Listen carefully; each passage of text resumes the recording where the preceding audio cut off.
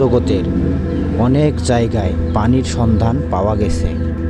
এগুলোর বেশিরভাগই বরফ আকারে, কারণ সৌরজগতের অনেক জায়গায় তাপমাত্রা খুবই কম, বায়ুমণ্ডল পাতলা বা অনুপস্থিত, তাই পানি সাধারণত বরফ আকারে থাকে। এখন প্রশ্ন, বিজ্ঞানীরা কিভাবে বুঝেন যে সেখানে পানি আছে কিনা? আসেন সবাই ধাপে ধাপে দেখি। টেলিস্কোপ দিয়ে গ্রহ বা উপগ্রহের আলো বিশ্লেষণ করা হয়। এখানে বিশেষ করে নাসা বা ইউরোপিয়ান এজেন্সি গুরুত্বপূর্ণ ভূমিকা রাখে এবং স্পেস মিশনের কারণে সরাসরি ডাটা সংগ্রহ করা হয়, যেমন রোবোটিক প্রোব বা ল্যান্ডার দিয়ে মাটি পরীক্ষা করে।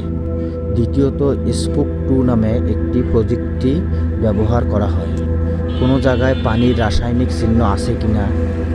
এইভাবেই ধীরে ধীরে প্রমাণ পাওয়া যায় কোথায় পানি লুকিয়ে আছে। এখন আসি সবথেকে ইন্টারেস্টিং অংশে, মঙ্গল গ্রহ। মার্সে অতীতে নদ এবং নদীর প্রমাণ পাওয়া গেছে। বর্তমানে সেখানে হয়তোবা বরফ আকারে পানি আছে। এমনকি কিছু জায়গায় লবণাক্ত এবং তরল পানি মাটির নিচে সন্ধান পাওয়া গেছে। তবে এই